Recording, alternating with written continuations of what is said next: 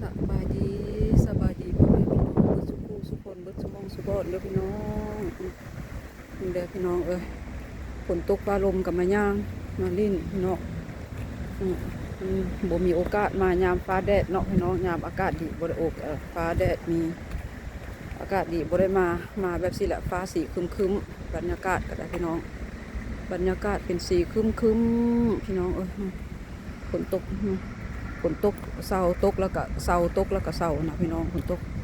เห็นบ่องามบ่ดอกไม้เขาเจ้าปลูกตัวหน้าทูบินานบอกเขาจะเอิ้นอีหยังในตาก็บ่จักพี่น้องเห็นบ่งามบ่งามเนาะพี่น้องเนาะเป็นตาสะออนนะสะออนซ้อนดอกไม้พี่น้องงามหลายเห็นบ่พี่น้องในตาย่างอาจจะแกล้งกล้องแล้วพี่น้องแฟนในตาเพิ่นจะลดคนเพิ่นอายย่างมานำหลังตาแล้วงามบ่พี่น้องงามเนาะพี่น้อง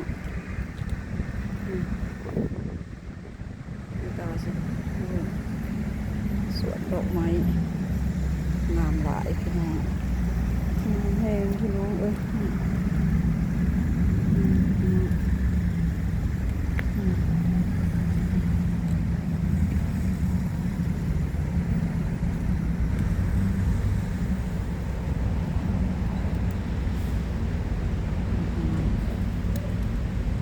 อากาศบดีก็มาเนาะพี่น้องเนาะฟ้าเป็นสีครึมๆกระยาเห็นดอกไม้งามกระจายฟูละพี่น้องกระจายฟูแล้วพี่น้องดีใจละเห็นก็ได้ตาก็เคยมาถ่ายแหละตอนนั้นมาหักค่ำแหละพี่น้องมื้อนี้มาบ่ค่ำแต่ว่าอากาศบดีพี่น้องอากาศก็สิพายหน้า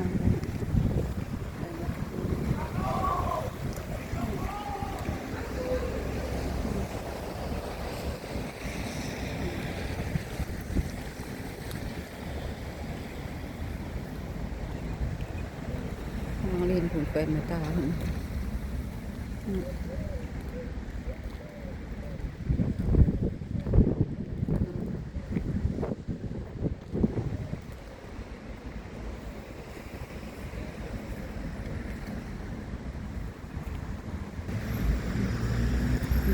ก็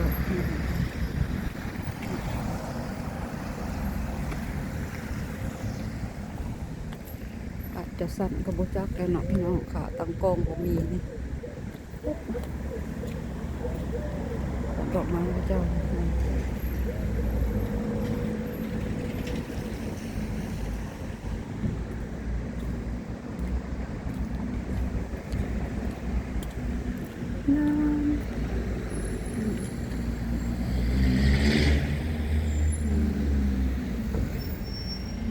น้องน้องเล่นไปน้ำกัดเนาะน้องเนาะ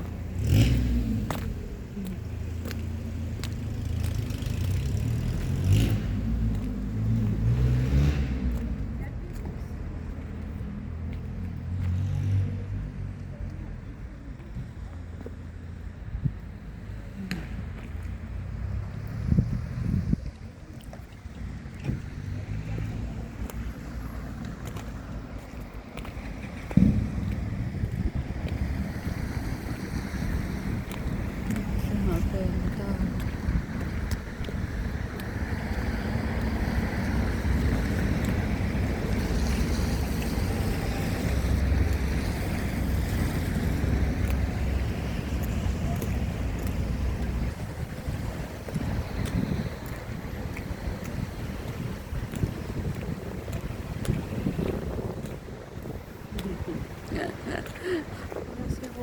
c'est quoi ça? C'est les fleurs pour hein?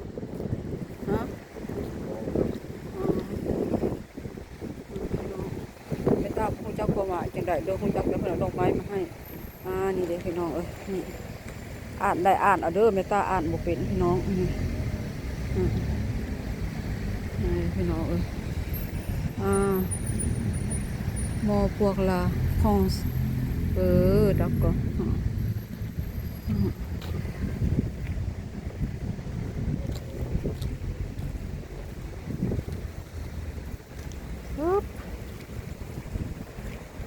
Je vais prendre les fleurs là-bas, chérie.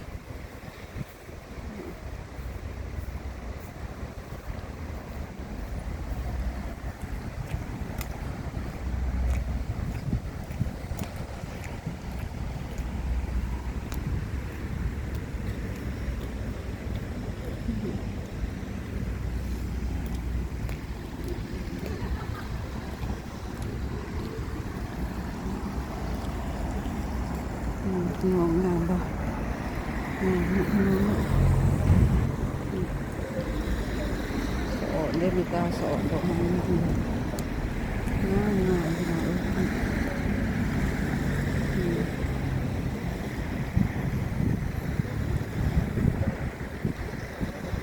งามหลายเนาะพี่น้องเนาะนี่นะ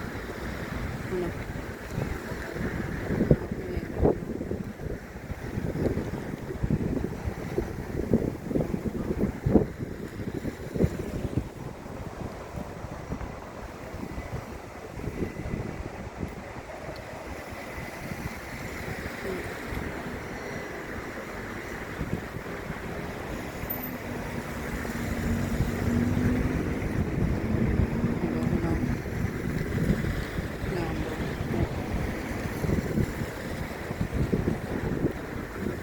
สอนเนาะงามงามพี่น้องงามแหงนี่แหละพี่น้องดอกไม้นะอืม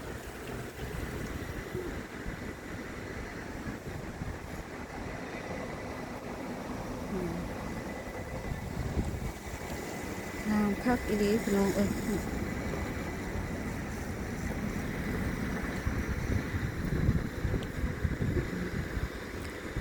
งามหลายพี่น้องว่าไปแค่นี้ตั้งสละเพิ่นน่ะอายได้เห็นเมียถ่ายวิดีโอถ่ายกล้องถ่ายเฮ็ดถ่ายหยังกันน่ะอายพี่น้องเพิ่นจะบ่ย่างมานำตา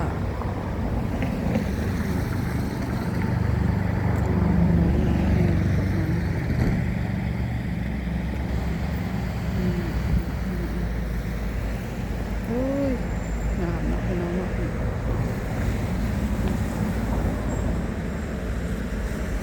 นั่นแหละพี่น้องคลิปนี้ก็บ่มีหยังถ่ายตรงไหนพ่อแม่พี่น้องเบิ่งเนาะย่างไปหาแฟนเมตาคนอยู่ข้างหลังคนน่ะอายคน เห็นเมียถ่ายกล้องถ่ายอย่างนี้น่าอายแหละพี่น้องบ่อยากย่างน้ำก้นเด้ออืมบ่อยากย่างน้ำก้นนี่แหละพี่น้องเอ้ย